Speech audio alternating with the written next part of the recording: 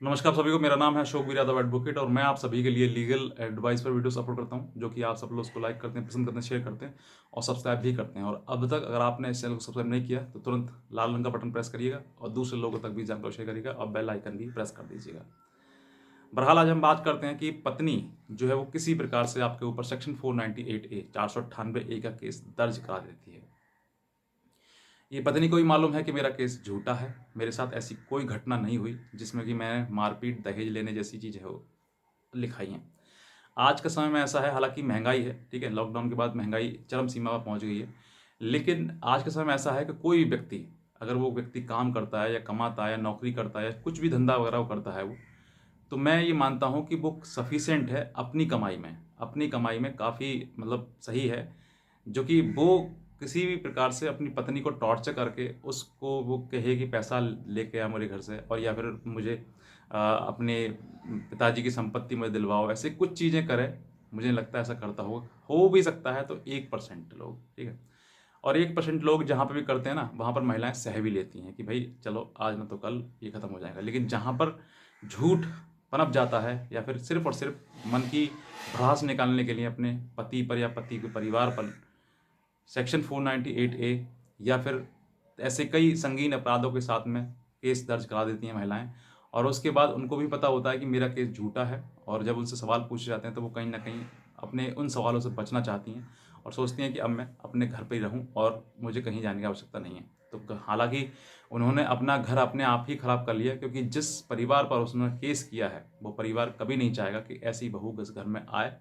और हमारे पे दोबारा फिर से ऐसे कोई केस करे। लेकिन बहरहाल आज हम बात करते हैं कि जैसे किसी पत्नी ने अगर पति के ऊपर केस दर्ज करा दिया है और पति के पास सारे उसके सबूत वगैरह हैं, या फिर उसको पता है कि इसने जो भी केस में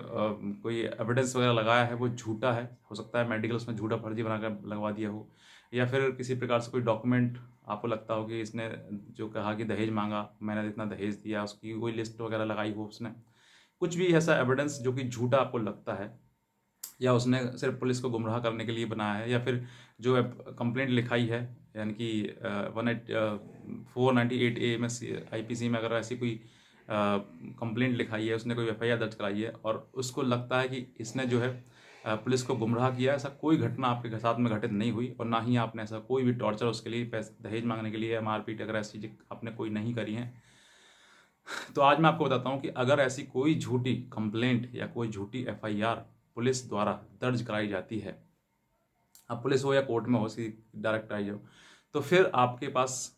क्या रास्ता है कि ऐसी पत्नी को आप सज़ा दिला सकते हैं। और सज़ा होती है तो कितनी सज़ा होती है, कितने दिनों के लिए पत्नी जेल जाएगी और कितना इस पर जुर्माना लगाया जाएगा। तो आज मैं आपको इन सभी चीज़ों को थोड़ा विस्तारपूर्वक बताता हूँ। अगर आप इस चैनल पर नए हैं तो तुरंत सब्सक्राइब करिएगा ऐसी जानकारी पाने के लिए, और बेल आइकन प्रेस करिएगा। दूसरे पति को भी ये जो चीज़ है, ये जो वीडियो है वो ज़रूर शेयर करिएगा। तो मान लीजिए कि आपकी पत्नी ने जो है वो आपके ऊपर सेक्शन 498A का केस दर्ज करा दिया है। आपको मालूम है कि ये केस फॉल्स है और इसने सिर्फ और सिर्फ हमारे लिए प्रताड़ित करने के लिए, हमें परेशान करने के लिए और हमारा पैसा और समय दोनों बर्बाद करने के लिए ही इसने अपने जो भड़ास है वो निकाली है, इस वजह से इसने केस दर्ज किया है। ऐसा अगर होता है तो आपको सबसे पहली बात तो ये, अगर आपके मान लीजिए मैं एग्जांपल देता हूँ कि आपके घर में कोई CCTV कैमराज लग रहे हैं, या फिर आपने अपने फ़ोन में कोई वीडियो वगैरह बनाई है उसकी, जिस समय पर वो उत्पात कर रही है, या फिर ऐसा कोई घर में बर्तन फोड़ना,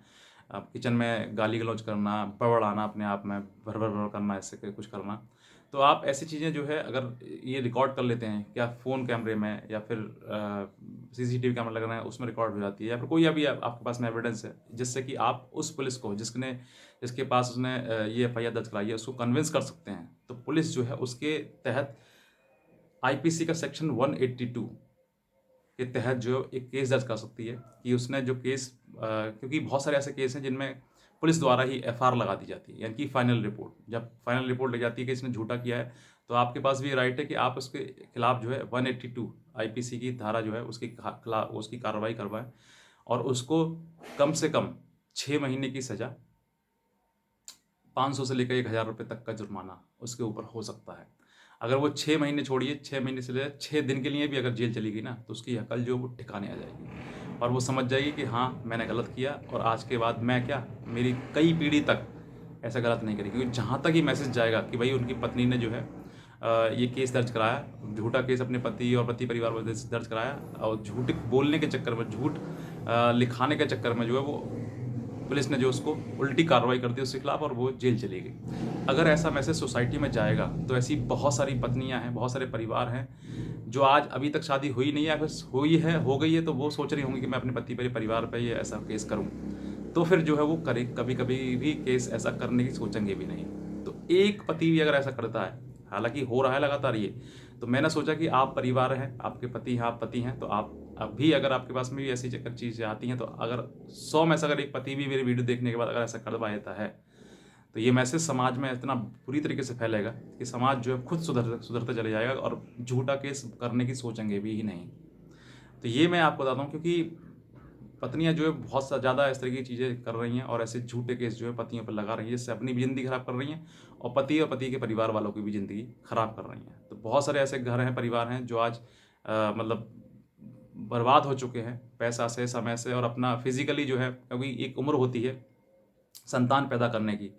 अब वो उम्र भी पार कर जाएंगे आप, ठीक है, तो ना पत्नी किसी काम की रहेगी, ना पति किसी काम का रहेगा, तो दोनों का ही जीवन जो है वो समाप्त है, बर्बाद ही है, सिर्फ और सिर्फ किस वजह से कि हमने केस कर दिया। तो दोनों में ईगो आ जाती है, पत्नी कहती है मैं जाऊंगी नहीं, पति कहता है मैं लाऊंगा नहीं, दोनों में ईगो आ गई। ईगो आने के कारण जो है वो केसबाजी या फिर गलत तरीके से किसी प्रकार से चीज़ें होना। तो इन सब चीज़ों को आपको विशेष रूप से ध्यान रखना है। और अगर पत्नी आपके ऊपर झूठा केस कर देती है और आपको लगता है कि वाकई ये झूठा है और मेरे पे झूठा बनाया गया है, मेरे परिवार को झूठा फंसाया गया है, तो आप 182 IPC में केस जरूर दर्ज करवाएं, पुलिस से निवेदन करें, पुलिस के लिए कहें, अगर पुलिस कार्रवाई नहीं करती पुलिस के ऊपर भी कार्रवाई करवाएं आप, क्योंकि आपने पुलिस ने FIR लगा दी है। जब FIR लगा दी तो उसने, इसका मतलब ये है कि पुलिस किसी प्रकार से वो उसके जो एविडेंस है, जो उसने कहा है उसके अकॉर्डिंग एविडेंस नहीं मिली है, और जब एविडेंस नहीं मिला है तो फिर आप, इसका मतलब ये है कि वो झूठ बोल रही है, और जब झूठ बोल रही है तो इसका मतलब ये है कि जब झूठ बोलेगी तो फिर झूठ का उसके ऊपर ज़रूरी है कि कानूनी प्रक्रिया उसके ऊपर हो, और उसके खिलाफ ही सेक्शन 182 में केस दर्ज हो, ताकि वो भी जेल जा सके। तो बस मैं तो कह जाऊँगा, और अगर आपको जानकारी अच्छी लगी तो आप इस वीडियो को, नीचे जो लाल रंग का बटन है सब्सक्राइब करिएगा, बेल आइकन भी प्रेस कर दीजिए, और लाइक या जो भी कमेंट आपके मन में है जरूर करें। बस आज का वीडियो देखने के लिए आप सभी को बहुत धन्यवाद।